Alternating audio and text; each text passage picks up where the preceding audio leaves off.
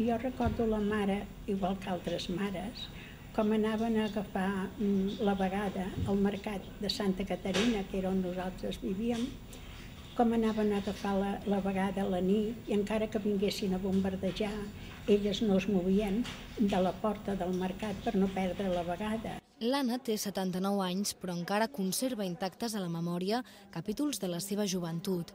Encara recorda el canvi del català al castellà a l'escola amb l'arribada de la dictadura o com va aprendre el seu primer ofici com a brodadora.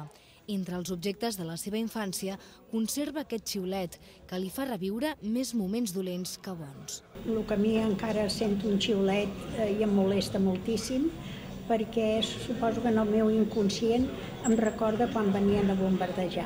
El Jordi, en canvi, llueix orgullós entre les seves mans la primera fotografia de la seva família.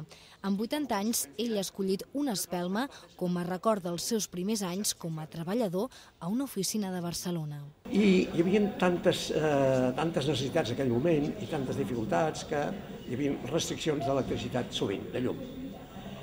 Jo estava en el departament comptable i érem 120 persones i llavors durant diversos dies treballaves amb 240 espelmes. Els seus testimonis i els seus objectes es penjaran a internet dins del projecte Arxiu de l'Experiència del Ministeri d'Indústria.